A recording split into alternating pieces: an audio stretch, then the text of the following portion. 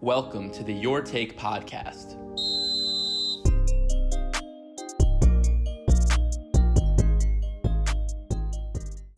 Welcome back. We actually have some live NBA action to talk about. No more scrimmages.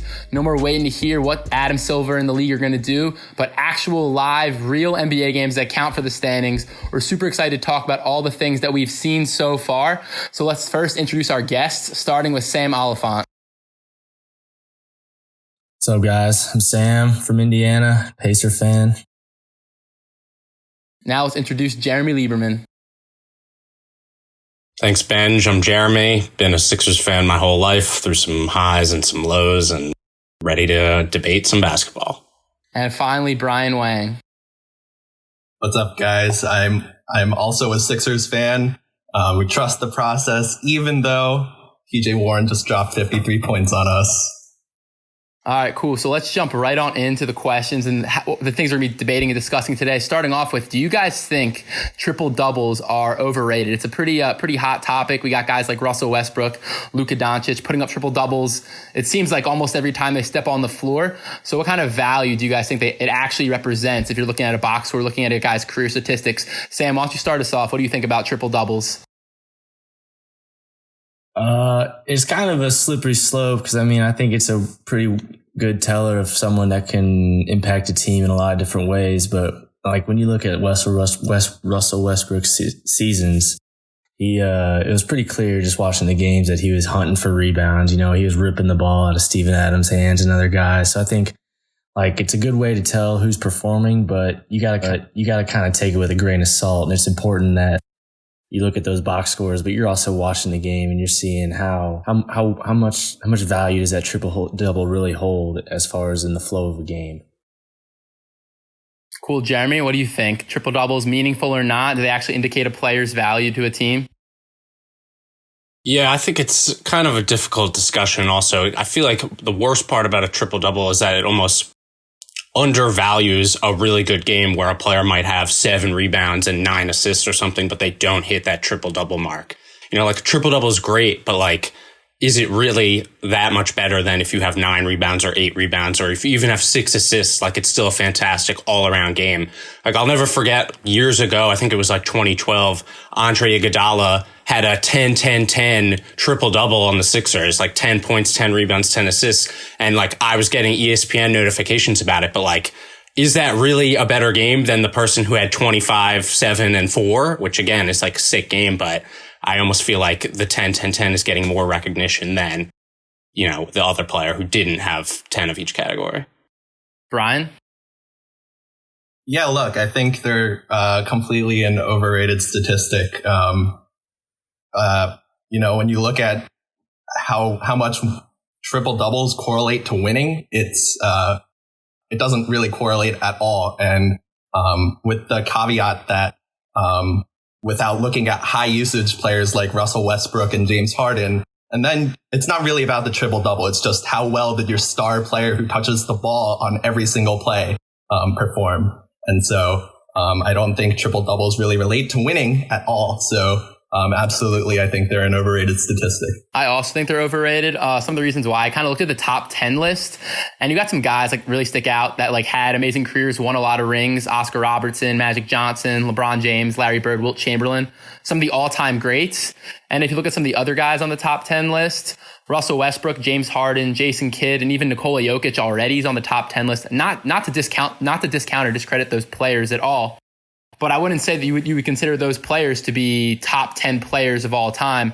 And I think even if you look at some of the all-time greats in the league, Michael Jordan only had 28 career triple-doubles, and 15 of them came in the 1988-1989 season before he really had Pippen or Rodman or Horace Grant on those teams. KD has 12 career triple-doubles. Kawhi just had his first one this past year. And LeBron has 94 triple-doubles, but only 9 of those came in the 4 seasons he was in Miami. So out of all of his triple-doubles, he only had 9 the 4 years he was in Miami. And I really think that triple-doubles are more indicative of having a really good player who doesn't have a lot of help around him, more than being a true measure of how good of a player or how good of a player someone actually is. It kind of is more indicative of they really don't have a lot of other guys helping them out. They have really high usage rates and things like that. Any guys have any additional thoughts or additional responses about triple double topic before we move on? Cool. So let's keep on going. So like we said in the intro, we have live basketball back, real games. So what has stood out to you guys the most so far from these first 3 days of games? Recording this on Sunday night, so we've seen almost 4 full days. Brian, why don't you start us off this time? What has surprised you? What has stood out to you the most? Being away from basketball for so long, you kind of romanticize the idea of being able to watch live basketball. And then we started watching basketball again. And immediately I was just reminded of how bad reffing has gotten. I don't know how many of you guys saw in the Sixers Bucks, or not the Sixers, the Bucks Celtics game the other night. Giannis totally punched Daniel Tice in the no-no region. And they stopped play, looked at it, and then did not call anything, not a flagrant, not even a common foul. And that would have fouled Giannis out of the game. And so that's like totally an example of a superstar call that I think would have been a foul on any other player in the league. And then you've got the games, just like every single game that I've watched, you see times where refs are just waiting to see if the ball goes in before they call a foul. And then I think that's just ridiculous. So refs being frustrating, I've been reminded of how bad the reffing has gotten. Jeremy, what stood out to you? I think we're almost seeing a different type of NBA basketball than we're used to, honestly. I mean, like, we have games easily going for 70-point total, combine both teams' quarters, and easily teams hitting over 120 in the game. I think the games are just much more sort of street ball style and less so what we usually see in normal NBA arenas. I think the players are almost treating this like pickup games. And I think you're seeing a lot of role players kind of use that to their advantage. They get hot, and it's a lot easier for those role players to get hot. There's a couple examples, like Jaren Jackson Jr. had 33 in that game, and he also hit like a game-tying 3 earlier today. And Trey Burke had a crazy game. He hadn't even played since the beginning of February, and he came over today and went 8 of 10 from 3 in his debut. TJ Warren, obviously, last night destroyed the Sixers. I think you're just seeing a lot more of that, and that just comes from, it's just a different environment. It's a different type of basketball being played. Sam, what do you think? What stood out to you the most so far? First off, shout out TJ Warren. But I just wanted to say, I think I've been most fascinated with how the game looks. It looks literally like 2K, like on a screen. And I think it's a really interesting environment these players have been playing in. It reminds me a lot of also AAU back in the day, kind of playing in an empty gym. No one's really there. It's really... There's no crowd noise. There's no distractions. It's just pure basketball, which I think I really love. And I think the players really love it too. I've been looking, I think we already talked about some of the high scoring games, but to go with that, the shooting percentages have been outrageous too. I think the players are really loving it, and we're seeing some really high scoring games and some really guys are shooting the hell out of the ball. Yeah, so I know you guys talked a lot about high scoring games and poor officiating. And what has stuck out to me the most has really just been how many free throws have been attempted. It's been like crazy amount of free throws that we've seen. I think like the average free throw rate through the first 4 days is about 26.9. And in the regular season, the Clippers had the highest average free throw rate out of all teams in the league, and their free throw rate was only 23.8. So the average free throw rate we've been seeing per game so far is higher than the average of the highest free throw rate team in the entire league. Some games that like specifically stuck out to me, I was listening to the Trailblazers Grizzlies game on a long car ride back from Indiana to Philly, and I just kept hearing the Grizzlies are taking their 30th and 31st free throws in the first half of the game, and I was just like, 30 free throws in one half? I think the game ended, there were 62 fouls and 84 total free throws at the end of that game. And there's been a lot of games like that where it's just been absurd amounts of free throws. I don't know if the players are being lazy on defense and just reaching a lot or fouling a lot, or if it's just the refs trying to get back into the swing of things and are calling games super tightly. But I don't know. I really would love to see less foul calls and more guys just playing. And I don't know. I think the really's been slowing down the game with all the free throws so far. All right, so which players do you guys think will exceed expectations? Jeremy, why don't you start us off? Who do you think is going to pop off in these next 3 weeks of the regular season, and then hopefully on to the playoffs the next month or two as well? Yeah, so from the first 3 or 4 days, somebody I was really impressed with was Chris Paul. I mean, obviously when he was traded, everyone was like, here's this sort of salty veteran who's going to a team that's in major rebuilding mode. They obviously exceeded expectations during the regular season. And in that game, I think it was yesterday, the game against the Jazz, he looked like vintage Chris Paul. He was making passes. He was finding the open men. Gallinari, he was constantly finding open on the wing. And I almost was, taken back to New Orleans Hornets days, Chris Paul. They basically stole a game that the Jazz probably should have won. And I think they have a real chance if they end up being the 4 and the 5. I think the Thunder have a real chance of upsetting, I guess, technically the Jazz in the first round.